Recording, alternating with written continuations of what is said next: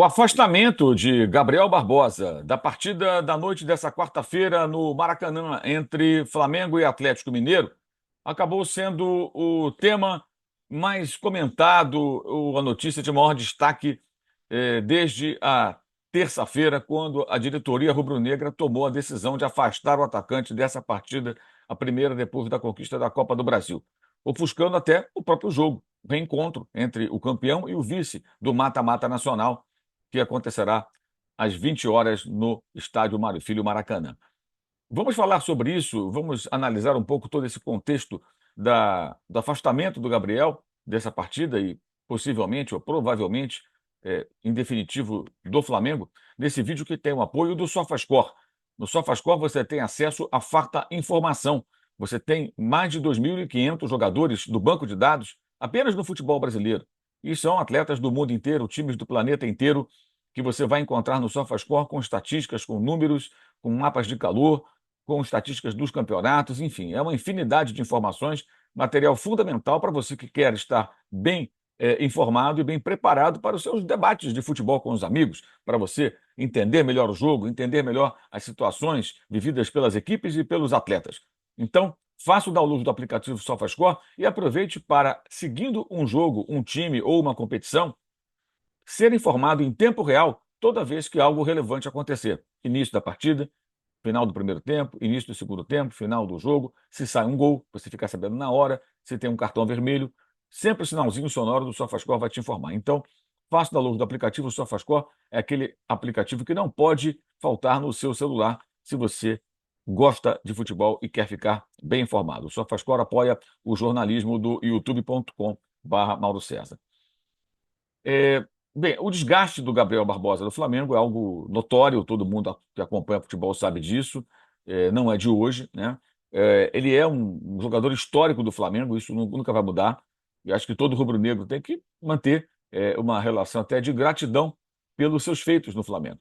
Ao mesmo tempo, também entender que ele tem que ser grato ao Flamengo pelas oportunidades que o clube lhe proporcionou, pagando um ótimo salário, honrando seus compromissos assinados em contrato e dando a ele condições de brilhar intensamente, porque o Flamengo colocou o Gabriel numa equipe cercado por outros ótimos jogadores e um ótimo treinador, especialmente em 2019, o Jorge Jesus, que permitiu que ele desse uma virada na sua carreira. Lembrando, né, quando o Gabriel chega ao Flamengo em 2019, ele vinha de um empréstimo ao Santos e de uma passagem mal sucedida pelo futebol da Europa. Ele praticamente não conseguiu jogar na Inter de Milão, que o contratou a equipe paulista, ainda bem jovem, e depois no Benfica. E é o Flamengo que dá essa oportunidade. Então, ele tem que agradecer ao Flamengo também, ou teria que agradecer. O Flamengo deu a ele essa chance. Se ele jogasse num time fraco, com jogadores de um nível técnico inferior, ele não teria condições de se destacar como se destacou.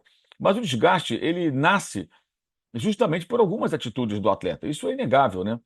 O episódio da camisa do Corinthians, que foi negado e depois confirmado, o beijo para o Dorival Júnior, né? Na coletiva, depois de uma derrota amarga, dura para o torcedor do Flamengo, numa final. Foi a derrota que determinou a perda do título da Copa do Brasil. O Flamengo poderia ser tricampeão, 3 vezes seguidas do mata-mata nacional, mas perdeu para o São Paulo com um time muito superior ao do São Paulo, em meio a uma crise de relacionamento do técnico Sampaoli com o elenco, antes daquele episódio da agressão ao Pedro, mas ele foi escalado naquele jogo do Maracanã e foi muito mal, né? Saiu substituído, depois quando entrou no jogo de São Paulo, que foi o jogo do empate 1-1 que determinou o título, a equipe tricolor também entrou mal na partida, uma temporada muito ruim do ano passado.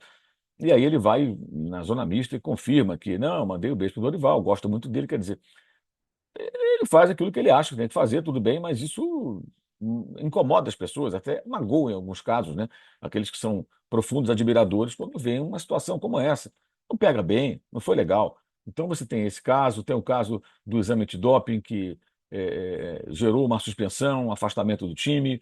E nesse domingo, né, são vários episódios, né?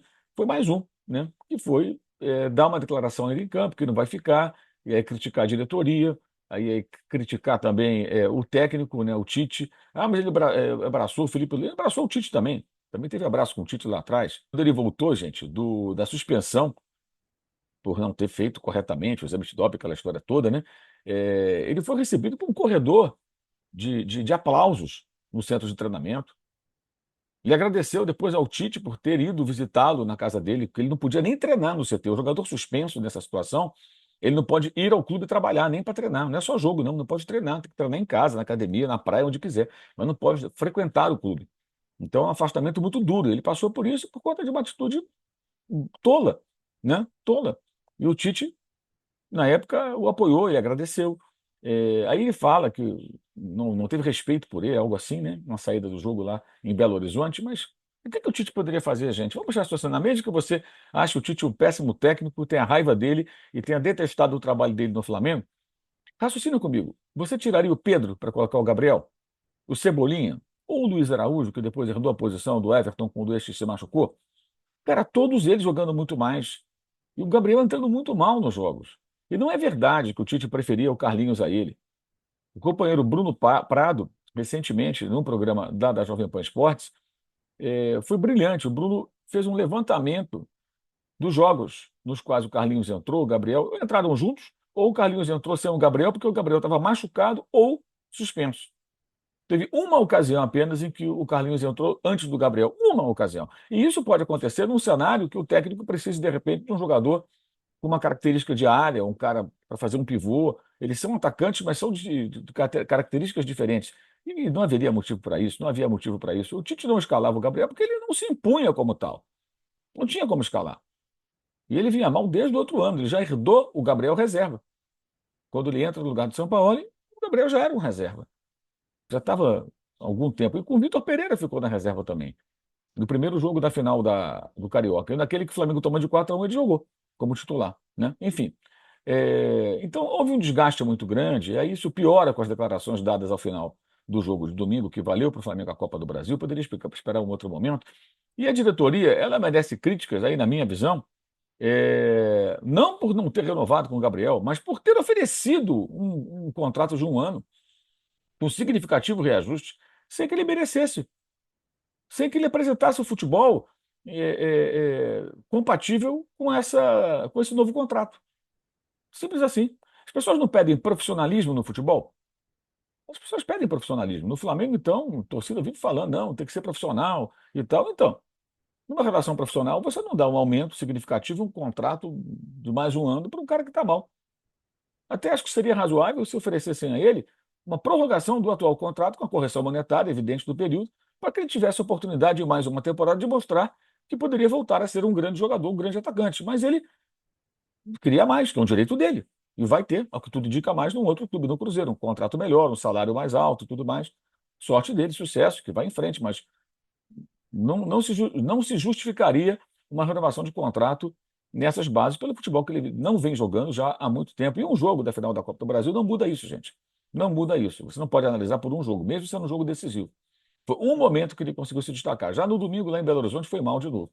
E aí toda a história que foi amplamente divulgada por vários de nós na imprensa, né, da insatisfação dentro do clube com atitudes que ele teve no domingo. Ele nega, tal, mas várias fontes confirmam para diferentes jornalistas que houve uma insatisfação. Ele não foi à festa com os companheiros, teria ficado irritado quando o Felipe Luiz corretamente o tirou no intervalo e colocou o Bruno Henrique, que melhorou demais o desempenho do time. O Flamengo não tinha a força ofensiva com o Gabriel que teve no segundo tempo com o Bruno. E o jogo se apresentava para um jogador com as características do Bruno.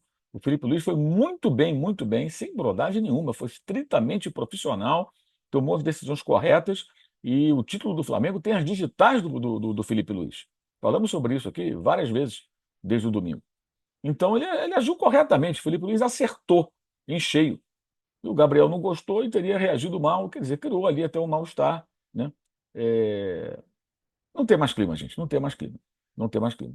E eu acho até o seguinte: quando houve a negociação, que eu noticiei aqui, em outubro do ano passado, para a renovação do Gabriel por 4 anos, com aumento, com luvas e tudo mais, que era um absurdo, que ele não vinha jogando futebol que justificasse aquela renovação de contrato tão generosa.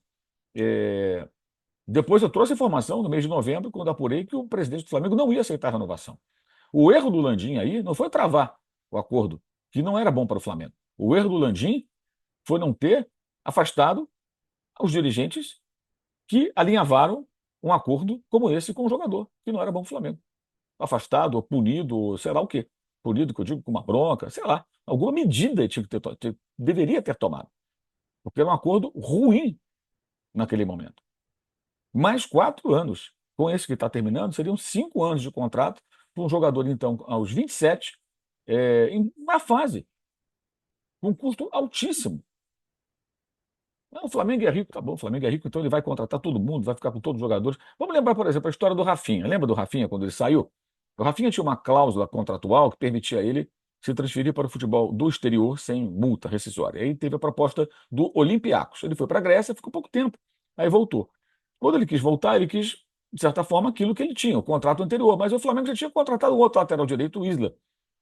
Como é que faz? Coloca também o Rafinha, vai elevando a folha de pagamento? Não dá, gente. Tem que ter um critério. A diretoria do Flamengo comete muitos erros, isso é inegável, a gente cansa de falar isso aqui.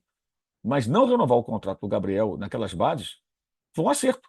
Foi um acerto, não foi um erro. Aquele contrato não fazia nenhum sentido. Enfim, o fato é que o torcedor que gosta do Gabriel, que tem no Gabriel um grande ídolo, especialmente aqueles que não viram Zico e outros ídolos do Flamengo do passado, ele vai ter que aprender, né, especialmente os mais jovens, que a vida é feita disso. O futebol também é feito desse tipo de coisa. É, períodos que terminam, fases de jogadores em clubes que se encerram e todo mundo segue em frente. E isso é algo absolutamente normal e natural, né?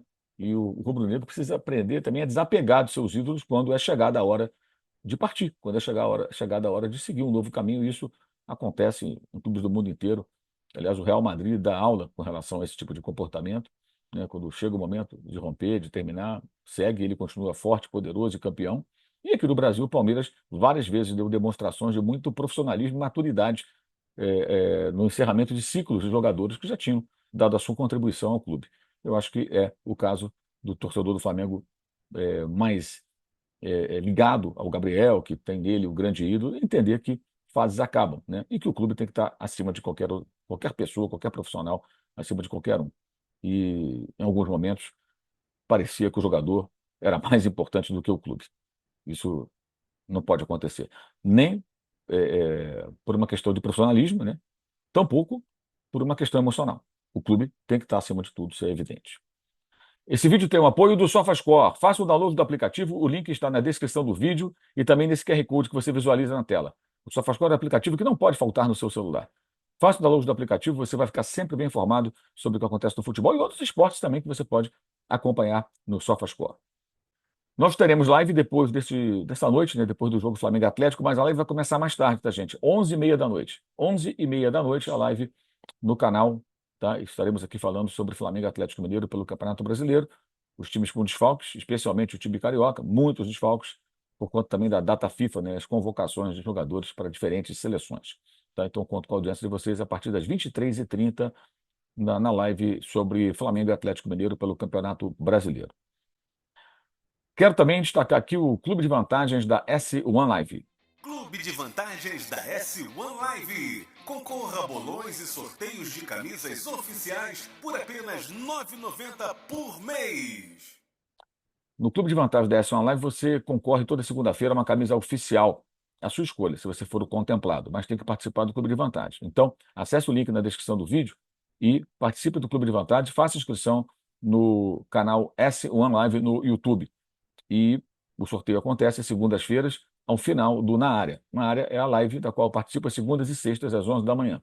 Na segunda-feira, lá para meio-dia e meia, no finalzinho do Na Área, tem sempre o sorteio de uma camisa oficial para um dos integrantes do Clube de Vantagens da S1 Live. Também destacando aqui embaixo, na descrição do vídeo, os links para o canal de cortes, clube de membros, para o curso online de jornalismo esportivo, para o meu blog do Mal Esporte e para o Use 360, tá? Onde você encontra a camiseta e a caneca Eu Odeio a Data FIFA. Estamos no meio da Data FIFA, então é hora de usar a sua camiseta Eu Odeio a Data FIFA, né, de adquiri-la, e também a caneca. E também você encontra o cupom Mauro César para você comprar produtos com desconto no site Use 360. Tem muita coisa maneira lá, vale a pena você dar uma navegada. Então é isso, gente. Live às 11h30 da noite sobre Flamengo e Atlético Mineiro. Eu conto, claro, com a audiência de vocês. Saudações.